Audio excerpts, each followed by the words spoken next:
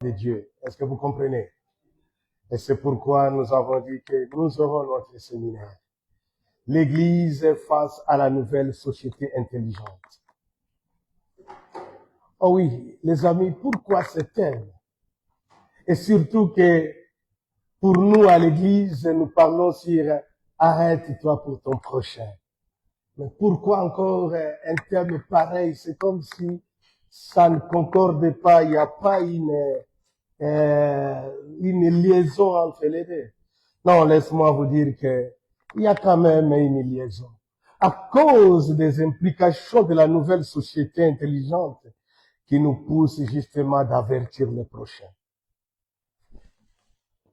Arrête-toi pour le prochain nécessite aussi de l'avertir.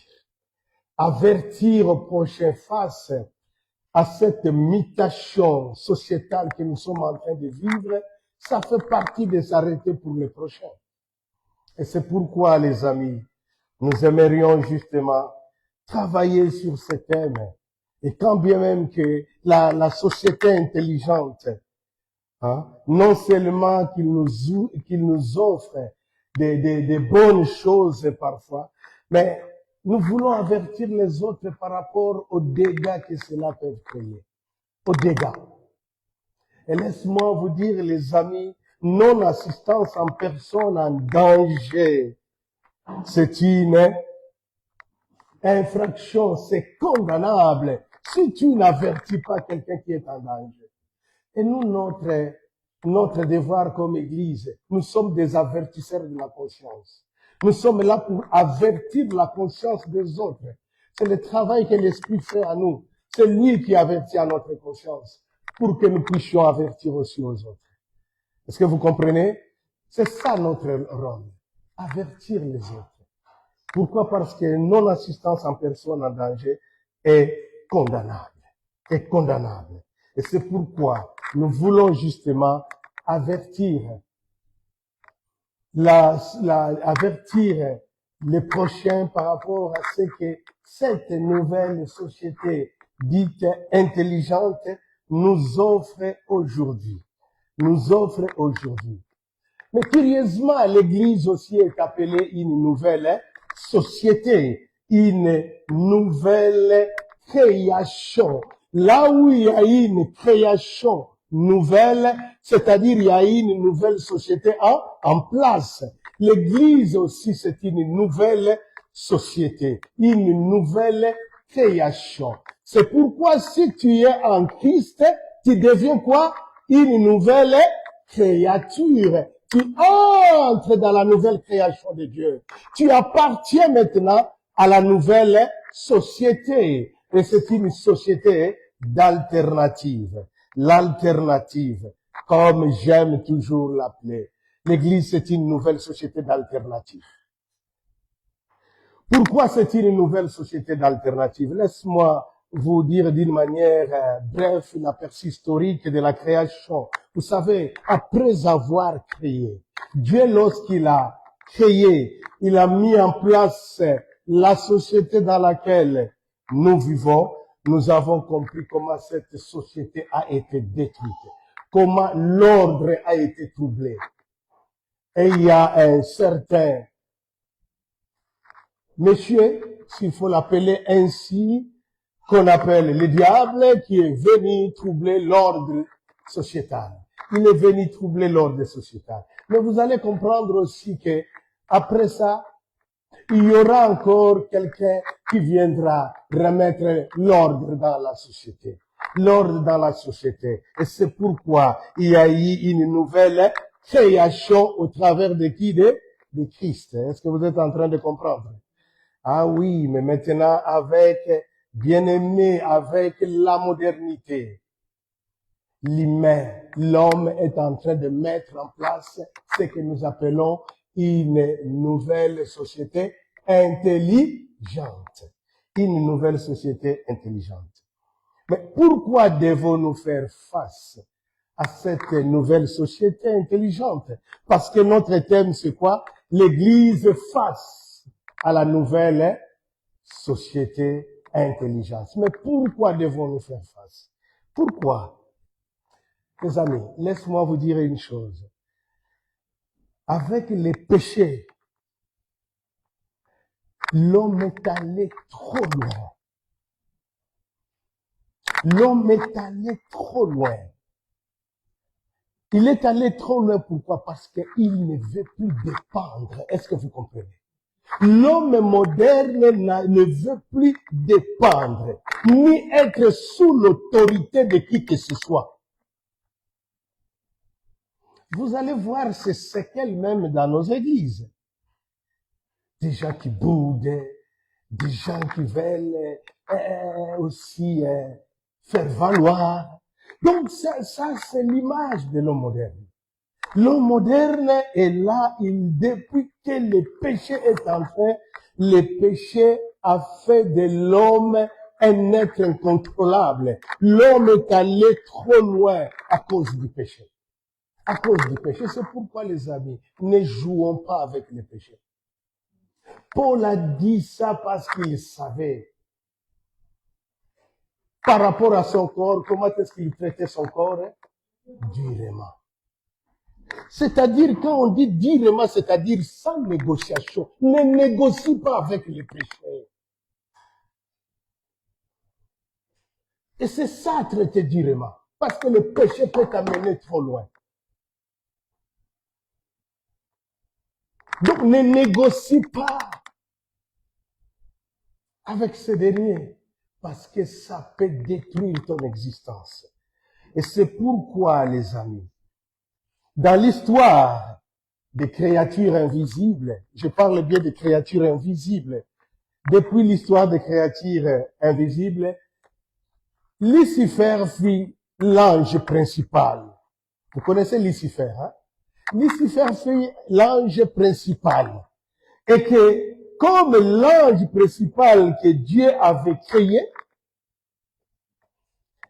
il y a eu quelque chose qui s'est passé dans la vie de cette créature, si pas, cette créature invisible par rapport à nous. Cette créature que Dieu a mis en place, cet ange que Dieu a mis en place, pour ne pas seulement parler de la créature, mais cet ange principal que Dieu avait créé, bien aimé, il est devenu ce que nous appelons Satan.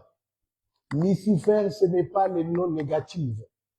Lucifer, c'est le nom d'un ange. Est-ce que vous comprenez? Comme Gabriel, comme Michel, il y avait aussi Lucifer. Mais il est devenu qui? Satan. Satan, ce n'est pas un nom propre. Est-ce que vous comprenez? Ouais. C'est pourquoi nous sommes là pour apprendre. Satan n'est pas un nom propre. Satan veut dire seulement l'adversaire de Dieu. Il se fait l'adversaire de Dieu, Lucifer, en se rébellant contre Dieu.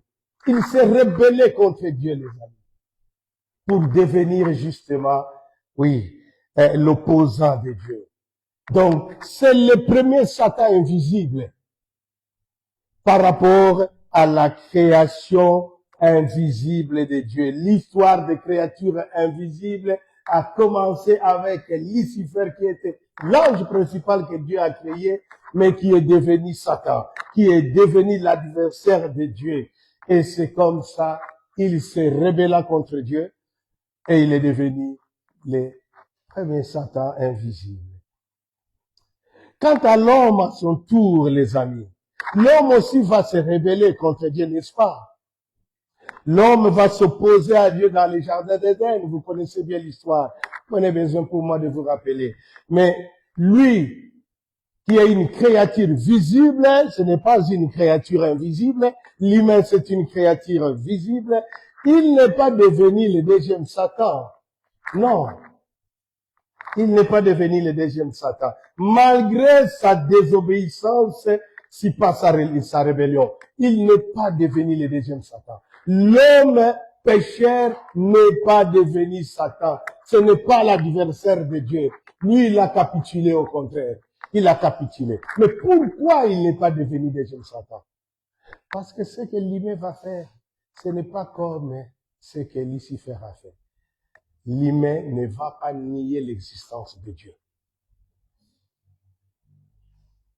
si tu ne nies pas l'existence de Dieu, et que il n'a pas non plus nié l'existence même du diable, il n'a pas nié ça, de Satan, il n'a pas nié ça.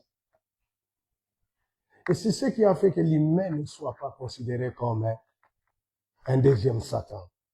La raison pour laquelle Satan se reconnaît lui-même comme le prince de ces mondes. Rappelez-vous de l'histoire de la tentation. Lorsqu'il va dire à Jésus, si tu t'agenouilles, je te donnerai tous ces royaumes, tous les royaumes de ce monde. Pourquoi? Parce que ça lui appartenait. Et pourquoi? Parce que c'est lui qui a volé l'autorité de l'homme. Il a volé l'autorité que Dieu avait conférée à l'homme. Et Dieu a donné à l'homme l'autorité sur l'univers entier. Et que du fait que Satan puisse les détrôner, bien aimé, il a détrôné au premier vrai prince de ce monde qui était l'homme. Satan est devenu le prince de ce monde. Et c'est pourquoi il a posé une condition à Jésus. Je suis d'accord. Tu es venu reconquérir. Ok, faisons notre deal ici. Agenouille-toi comme ça. Moi, je te donnerai tous ces royaumes que tu as envie de conquérir. C'est si simple. Agenouille-toi seulement. Et l'affaire, ça s'arrête ici. Et c'est ce qu'il a proposé à Jésus lors de la tentation.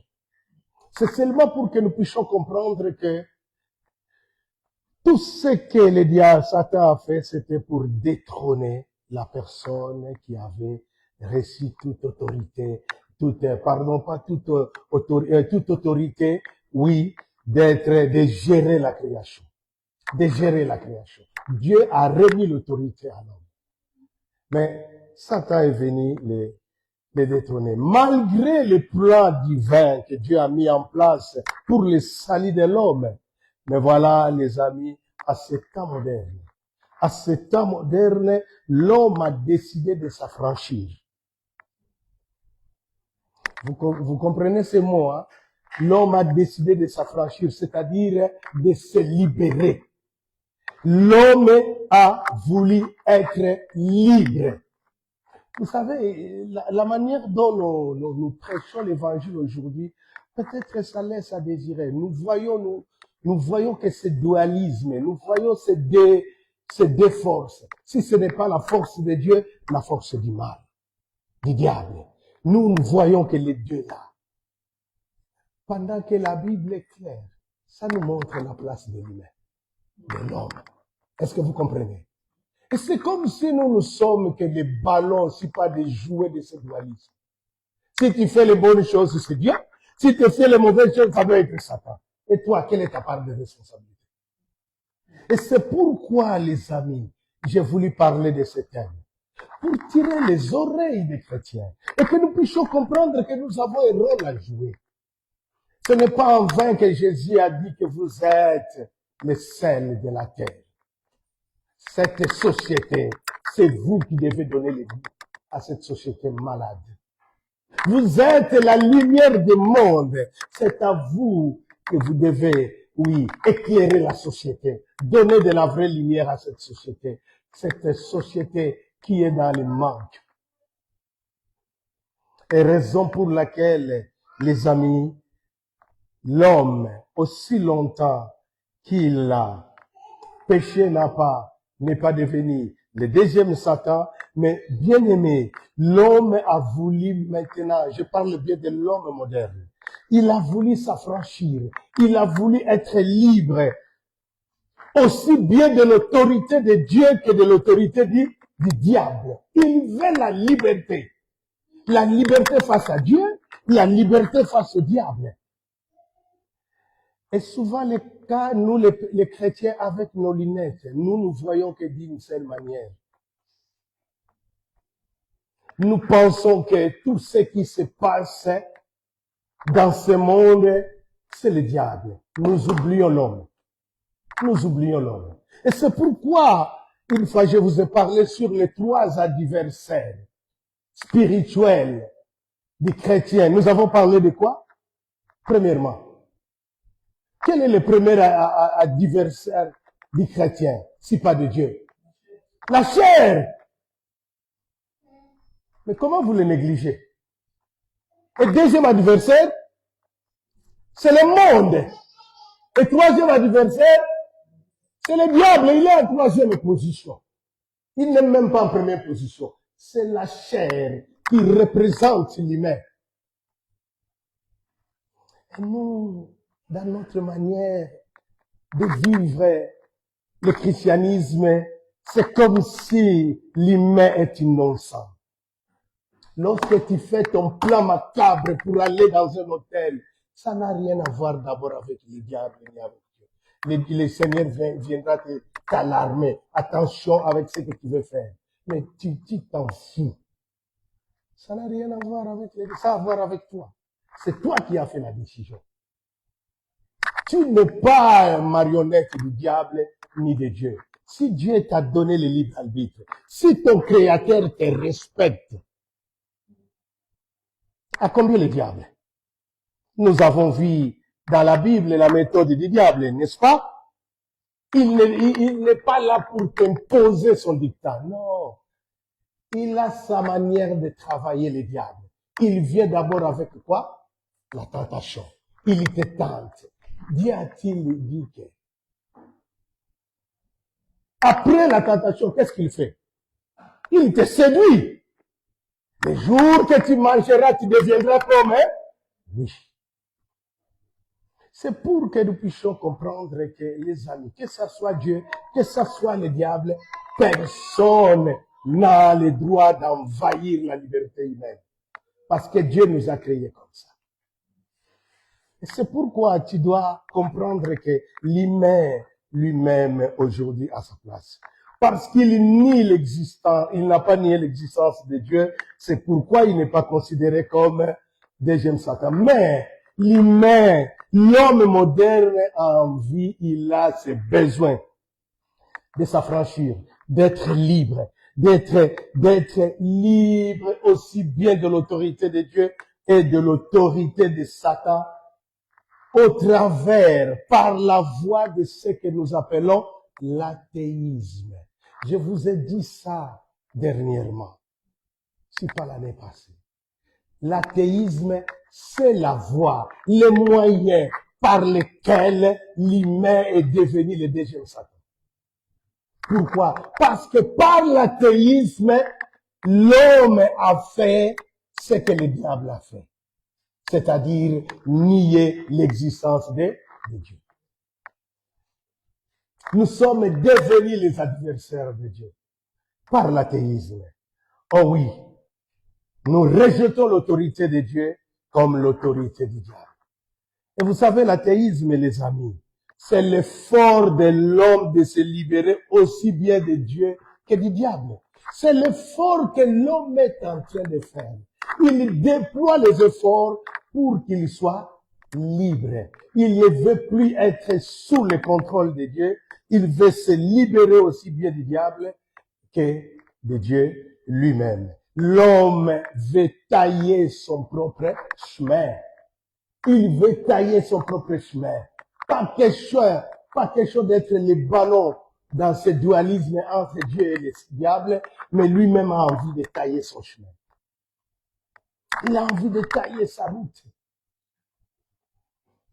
Et il a compris cela au travers de l'athéisme. Et c'est pourquoi, les amis, l'homme moderne est devenu deuxième Satan par son athéisme qui est un affront contre Dieu. Un vrai affront contre Dieu. Ce n'est pas un innocent humain.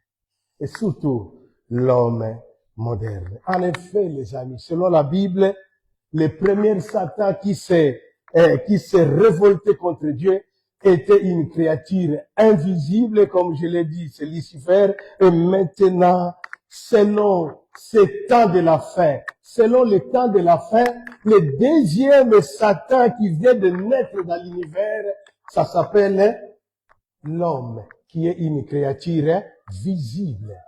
Qui est une créature visible? C'est l'homme moderne. C'est l'homme moderne. Et c'est pourquoi il est représenté par l'homme impie.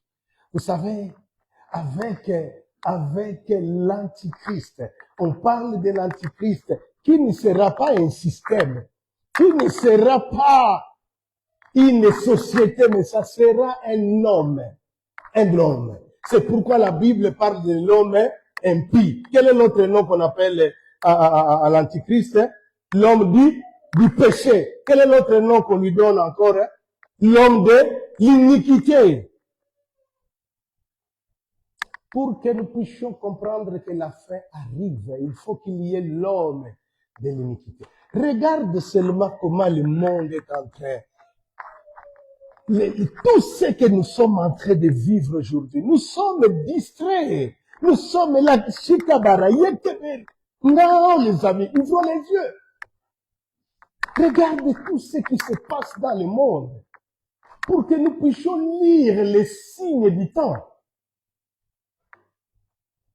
Ce n'est pas encore la fin du temps, mais j'ose croire que c'est le début de la fin.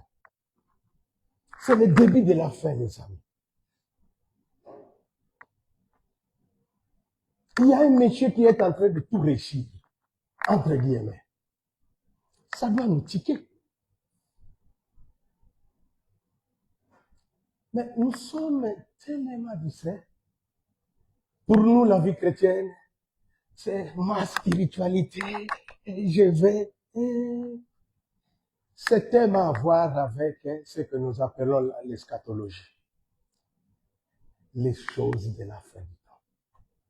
Lorsque nous parlons sur les chrétiens face à la nouvelle société intelligente, ça a à voir avec les choses de la fin, les amis. C'est pourquoi et que nous avons l'intérêt, bien-aimés, de comprendre ces choses. C'est intéressant, les amis. Le diable n'a pas vraiment peur de cette menace. La menace de l'homme moderne. Parce que l'homme moderne, les amis, a envie de se libérer de Dieu comme du diable. Mais la chose la plus intéressante, le diable n'est pas vraiment menacé par cette libération de l'homme moderne. Vous savez pourquoi? Parce que tout ce que l'homme moderne est en train de faire concourt à son bien. Concourt à son bien, c'est pourquoi ce n'est pas une menace. C'est une menace peut-être pour Dieu. Regardez tout ce que l'humain est en train de faire, les amis. L'humain est en train de faire des choses incroyables. Si vous voyez toutes les découvertes que l'homme est en train de faire, vous savez, tout ce que l'homme moderne est en train de faire, il est en train de mettre une nouvelle société. Dans cette nouvelle société, ce n'est pas la force de Dieu ni du diable, mais son ingéniosité. Son intelligence. Il n'accorde pas l'intelligence qu'il a à Dieu ni au diable, mais c'est à lui. C'est à lui. Et il est en train de manifester une intelligence incroyable, les amis. Et c'est pourquoi vous allez comprendre qu'il y a tellement d'inventions sophistiquées. Du point de vue militaire, aujourd'hui, bien aimé, nous avons des guerres qui se passent en Ukraine, à Iran. Tu vois l'intelligence humaine. Tu dis, mais celui-ci, c'est un génie, l'homme. Regarde comment fonctionnent aujourd'hui les services secrets. Les guerres modernes se passent par les services secrets. Ils vont, ils regardent, ils voient les choses et ils disent aux autres, allez, tirez ici. Il y a un vide. C'est comme ça qu'on a tiré toute la famille de l'Ayatollah. Parce que les services secrets ont pu pénétrer, ils savaient là où se trouver. Regarde l'ingéniosité humaine. Et vous savez, pour l'homme, tout ce qu'il veut, c'est occuper le centre. Est-ce que vous comprenez? Il veut occuper le centre, détrôner Dieu du centre pour que lui soit au centre. Et là, puisse le mettre où? Au centre. Est-ce que vous comprenez? C'est pourquoi il peut te fabriquer une arme qu'on peut appeler Satan 2. Mais on se réjouit. Oh, il y a Satan 2. Vous pensez qu'ils ont donné ce nom-là pour donner? Ils ne sont pas des idiots. Ils savent. C'est l'ingéniosité humaine. Et que ils sont conscients que ça va détruire des vies, mais ils sont contents. Waouh! Il y a au moins une découverte. Dans le domaine de la médecine, n'en parlons pas. J'étais ébloui lorsqu'on me dira que il y a des produits qu'on utilise aujourd'hui, ce sont des produits du siècle passé. Et que l'élite utilise d'autres produits pharmaceutiques qui sont tellement modernes. J'ai dit, heureusement qu'il y a un Dieu. Nous allons tous mourir. Est-ce que vous comprenez? Faites tout ce que vous voulez.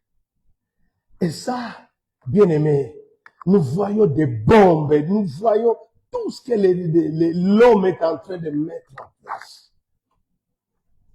C'est pour se faire valoir. Et c'est la construction d'une nouvelle société. La construction d'une nouvelle société qu'on appelle la société intelligente. Il a la facilité de contrôler. Vous savez, comme je l'ai dit tout à l'heure, le diable, ça ne lui dérange pas. Parce que tout ce que l'homme est en train de faire concourt à son bien. Et même pas ça. Le diable a facilité. Le diable a facilité le contrôle de toutes ces choses. C'est-à-dire, il laisse l'homme avoir le contrôle sur toutes choses sans que l'homme sache que le diable est derrière tout ce qu'il est en train de faire. Il est derrière. Il applaudit. Voilà, allez-y. Parce que tu es en train de se rebeller vis-à-vis de Dieu. Tu es en train de se libérer face à ce Dieu. Donc, pour lui, il n'y a qu'un moment d'applaudissement. Il est en train d'applaudir tout ce que l'homme moderne est en train de vouloir mettre en place. Et vous savez, le plus grand mensonge de l'univers est que l'homme moderne pense. Il pense à quoi? Il pense qu'il s'est échappé du diable et de Lucifer en déployant ses efforts pour se mettre au centre.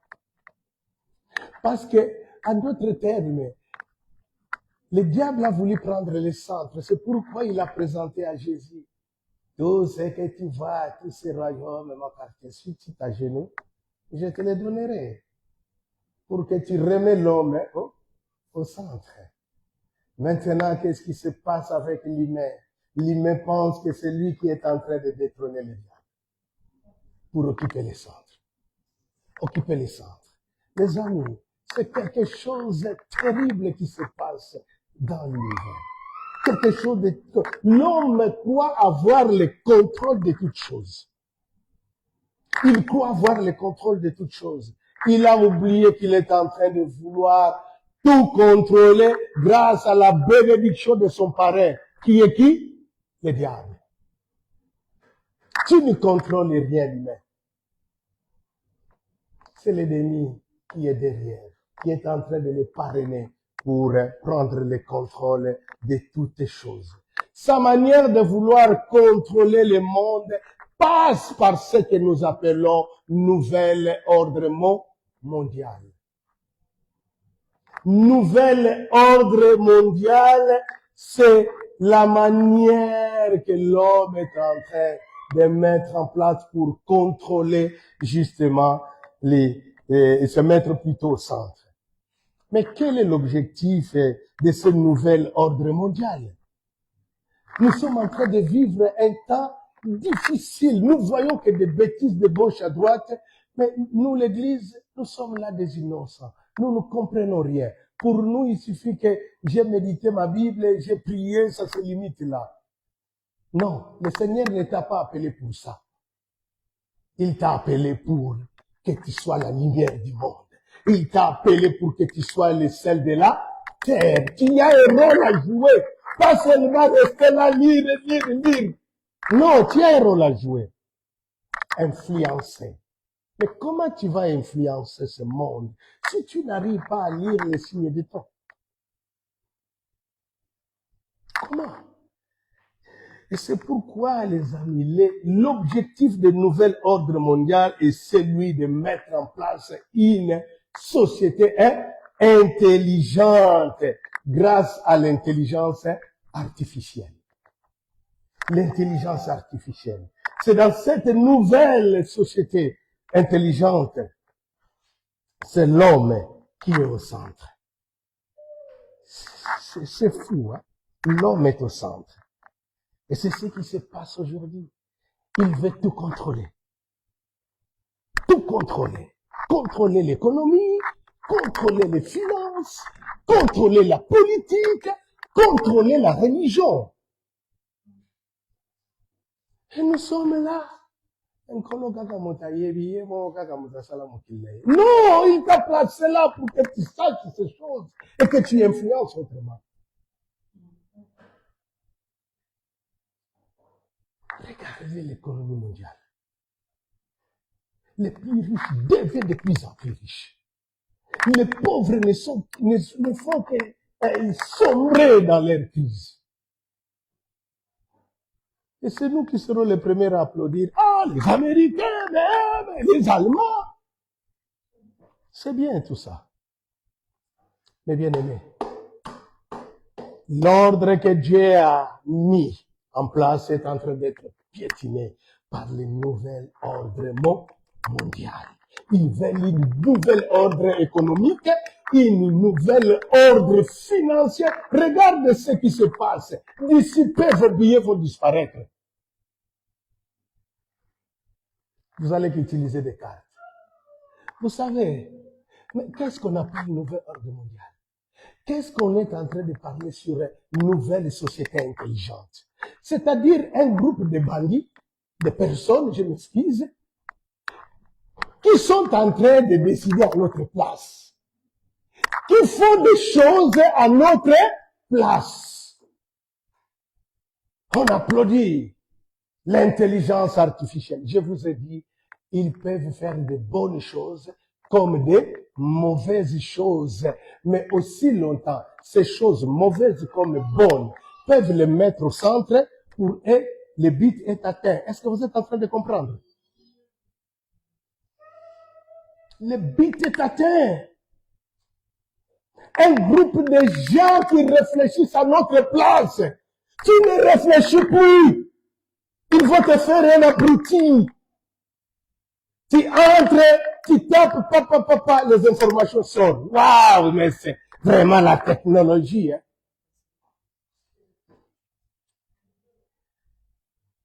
C'est bien. Si ça peut nous alléger la tâche. Et surtout que la paresse à ce 21e siècle est grave. On a cessé de réfléchir, les amis.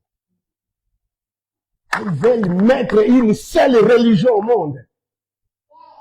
Ça, c'est le projet de la nouvelle ordre mondial. Une seule religion. Une seule monnaie. Un seul ou une seule. La monnaie. Pourquoi? Regardez comment vont les choses. Lentement et sûrement. Vous payerez demain, après-demain, pas quelque chose de billets, ça va disparaître. Ils imposent leur dictat. Un petit nombre de gens. Ça ne dépend pas d'une nation. C'est vraiment une vraie société secrète. Ce n'est pas seulement une nation, l'ensemble des humains qui ne croient pas en Dieu, qui ne croient pas au diable, qui croient en eux. Regardez ce qu'on nous a fait. On nous a tellement menti, c'est le plus grand mensonge du monde avec Covid. Ils nous ont tout fait pour nous arrêter. Et ça, c'est le premier test. Nouvel ordre. Même les présidents, certains présidents de grande puissance, ils n'étaient pas au courant. Et c'est pour vous dire que, les amis, l'humain est en train vraiment de tout faire pour se déplacer, se dépasser. Une année, deux ou 3 ans passés, je vous ai parlé ici sur les pouvoirs spirituels de l'habitude. C'était lors d'un séminaire que j'ai parlé sur les pouvoirs spirituels de l'habitude. Vous savez ce que cela veut dire? Tu es ce que tu aimes. Je répète, tu es ce que tu aimes. C'est ça le pouvoir spirituel de l'habitude. C'est-à-dire ta raison d'exister se situe, se localise dans ce que tu aimes. Tu es ce que tu aimes. Et vous allez remarquer que la plupart des choses que nous faisons, nous les faisons par habitude. Laisse-moi vous donner l'exemple, par exemple, des conducteurs que j'avais dit dernièrement. Si tu conduis, tu sais qu'il faut regarder. Hein? C'est tous ceux qui conduisent, ils ont l'habitude, ils regardent de gauche à droite pour voir si derrière il n'y a pas une voiture devant. Alors, tu ne regardes plus avec une conscience qu'on appelle la conscience délibérée.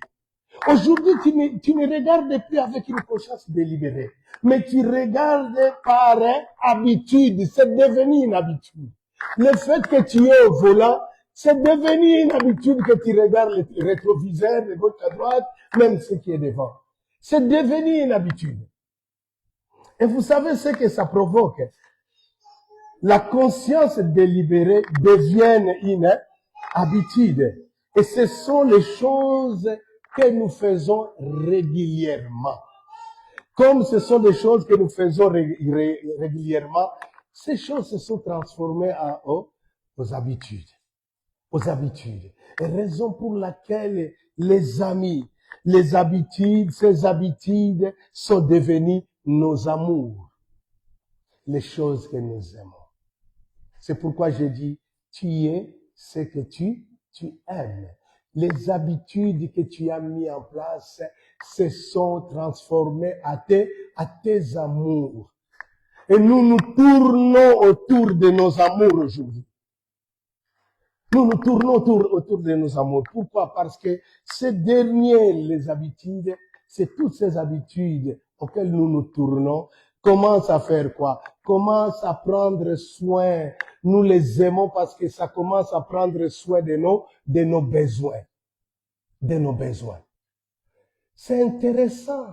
C'est un monsieur qui a écrit ce livre sur le pouvoir justement spirituel d'habitude. De voir que, les amis, ce que nous faisons régulièrement, ça se transforme à une habitude. Et ces habitudes deviennent nos amours. Deviennent nos amours. Et nous tournons autour de nos amours. Regarde ce que tu aimes souvent dans ta vie. Tu vas voir que tu tournes autour de ça. Pourquoi? Mais c'est parce que c'est ce qui comble tes besoins. C'est la chose qui comble tes besoins. Ces derniers prennent soin de nos besoins. Je vous ai donné l'exemple, par exemple, du portable aujourd'hui. Le portable, les amis. Comment il est devenu notre amour. C'est par habitude. Le portable est devenu notre amour. Et vous savez ce qu'il fait aujourd'hui? Le portable est devenu notre professeur. Il est devenu notre professeur bien-aimé. Il te donne toutes les informations nécessaires. Et c'est pourquoi tu as besoin de ça. Lorsque tu as besoin de ça, ça devient ton amour. Vous savez ce que ça fait? Tu as besoin d'acheter quelque chose, tu n'as plus besoin de se déplacer. Tant. Nathalie, il a 100 tickets. Est-ce que vous comprenez? Tu ne déplaces plus. Tu es là. Regarde les informations qu'il t'offre. Non seulement que tu peux acheter, tu peux faire une formation. Tu n'as pas besoin de se déplacer. D'ailleurs, nous allons commencer notre école du ministère dès demain. Hein? L'école du ministère que nous allons commencer. Nous voulons faire ça par quoi? En ligne. C'est pour seulement que nous puissions comprendre que tu n'as plus besoin de se déplacer. Regarde ce que le portable peut te donner comme information. Et l'autre information, ça peut te donner des renseignements. Est-ce que vous comprenez? Tu as besoin de quelque chose, tu passes Google, tu as tous les renseignements. Un truc pareil, bien aimé, c'est fantastique, n'est-ce pas? Mais quel est le message que le portable nous transmet? Vous comprenez ce message? Lorsque je parle sur le pouvoir spirituel de l'habitude, et que le portable t'enseigne que le monde tourne autour de toi. Ce n'est plus toi de tourner autour du monde, mais c'est le monde qui tourne autour de toi. Tu as le monde entre tes mains. Tu n'as pas besoin de savoir ce qui se passe à Singapour. Tapez seulement Singapour. Tu auras toutes les informations nécessaires. Tu as le monde entre tes mains. Entre tes mains. Tout tourne autour de toi. Mais ça te met au centre. Regarde ce que l'intelligence artificielle est en train de vouloir te passer comme message. Et si ça te prend, tu n'as plus le temps pour quelque chose d'autre. Parce que tu es avec ton amour. Tu es avec ton amour. Tu passes du temps avec lui. Ça peut te prendre 2-3 heures. Tu touches ici, pas ici. Tu passes là-bas, pas là-bas. Ça te prend du temps. C'est seulement pour détourner ton attention. Te faire voir que c'est toi qui es au centre. Pas quelque chose d'autre qui est au centre. C'est toi. Regarde ce qu'il t'offre. Il t'offre les informations nécessaires. Tu peux acheter. Tu peux faire une formation. Tu peux avoir des renseignements. Tout tourne autour de toi. C'est depuis toi qui tourne autour.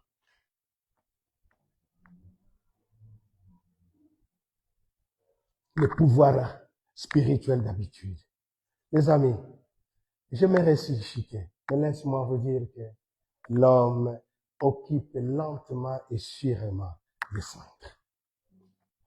Il est en train d'occuper lentement et sûrement le centre, les amis. Il n'a plus besoin de Dieu. Il n'en a plus besoin parce qu'il a d'autres amours. Aujourd'hui, perdre un téléphone, c'est comme si tu as perdu une femme. C'est pas énorme.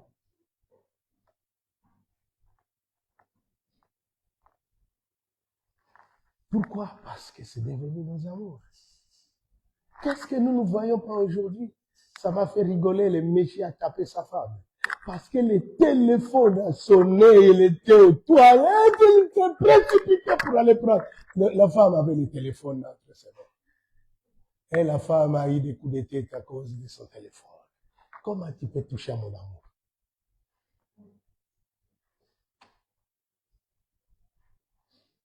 La nouvelle société.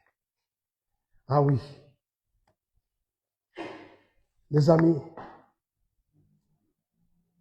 cela nous pousse à se poser des questions telles que, mais pourquoi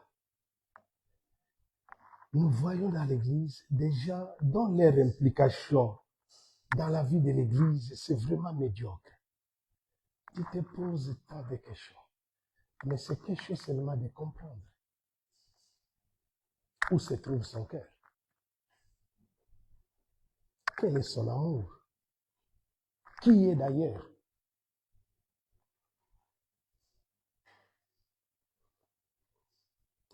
Et nous voyons comment les gens sont zélés pour les autres.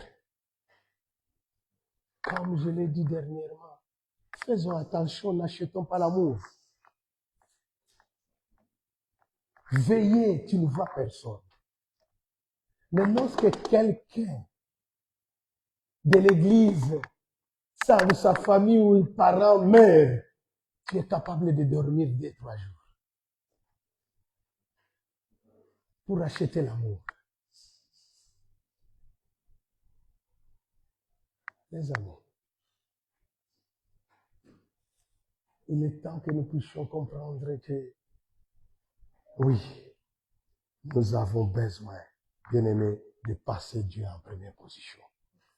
Nous sommes d'une autre société. Nous sommes de la société d'alternative. L'alternative même pour ce monde malade. Regardez tout ce que l'intelligence artificielle nous offre aujourd'hui. Et c'est un affront contre Dieu. Regarde dans les réseaux sociaux. Regardez comment l'humain est banalisé. L'homme le fait sciemment. Il sait ce qu'il fait. Regardez tout ce qu'on nous met. Des choses impures, des choses obscènes, des choses malsaines. C'est tout ce que nous vivons, nous voyons.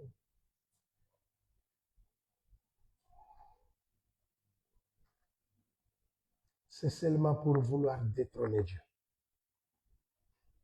Détrôner Dieu. Pour qu'il occupe les centres. Et lorsque nous attribuons ça au diable, bien aimé, nous allons faire une mauvaise lecture. C'est l'humain. Il est capable de tout sauf de rien. Nous devons faire trop attention. Il y a des choses que nous pouvons aimer plus que Dieu. Et c'est là où nous devons faire attention. Faisons attention, les amis. N'aime pas d'autres choses plus que le Seigneur. Parce que cela nous serve justement à accomplir nos besoins. Non. Non, les amis. Mais voilà ce que la nouvelle société intelligente est en train de nous offrir. Il nous offre évidemment de bonnes choses aussi. C'est pourquoi je vous ai dit que ça offre de bonnes comme de mauvaises.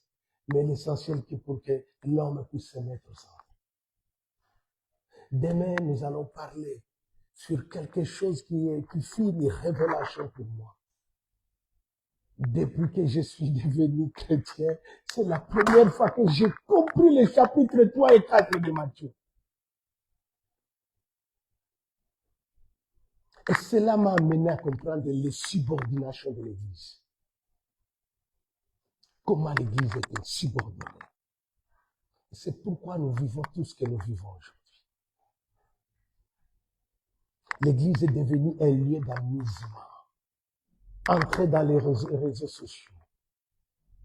Des pasteurs sont devenus des stars. Des présidents, ils passent des gardes-corps partout.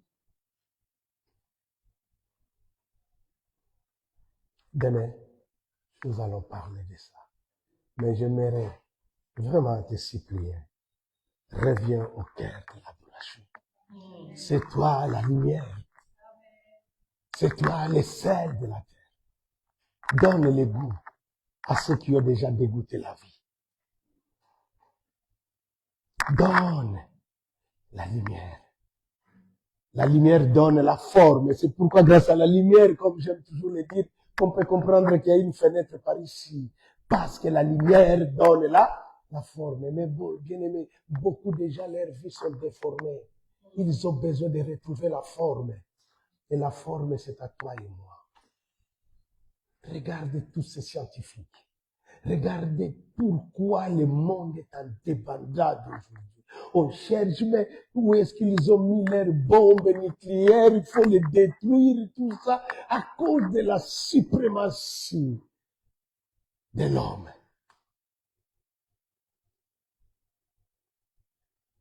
Le royaume du diable n'est pas divisé. Hein? Vous le savez, non? Le diable n'attaquera plus quelqu'un qui est dans son camp. Est-ce que vous comprenez? Mais pourquoi tel va attaquer tel? Nous mettons ça toujours sur les comptes du diable. Mais nous oublions que l'humain a sa part dans toutes ces choses. L'Antichrist sortira parmi les humains.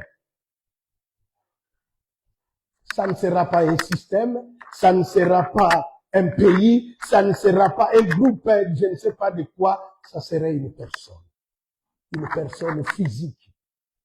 Et c'est pourquoi, bien-aimés, que l'Église soit sur ses gardes. Demain, nous allons parler comment y faire face. Et le dimanche, nous allons voir comment maintenir nos lampes éclairées. Que vraiment le Seigneur nous bénisse. Faisons attention à tout ce que nous aimons. Revenons au Seigneur. Déposons tout notre amour à celui qui a accepté l'ignominie pour notre cause. Prions le Seigneur. Oui, il a besoin des amoureux. Deviens cet amoureux de Jésus. Seigneur, je n'aimerais pas qu'il y ait quelque chose que j'aime plus que toi. Faites cette prière. S'il y a eu des choses que tu as aimées plus que Dieu, si Dieu n'avait plus sa place dans ta vie, fais revenir Dieu au cœur de l'adoration. Laisse-lui prendre sa place. Tu as cessé de méditer, de lire la Bible. Reviens, prends la décision d'y revenir. Ta vie de prière est devenue